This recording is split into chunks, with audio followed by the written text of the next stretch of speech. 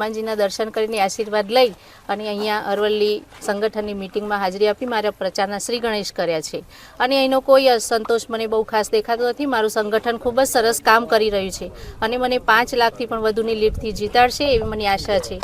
ભીખાજી પરમાર મારા મોટા ભાઈ સમાન છે, એમને સાથે લઈને હું ચાલી।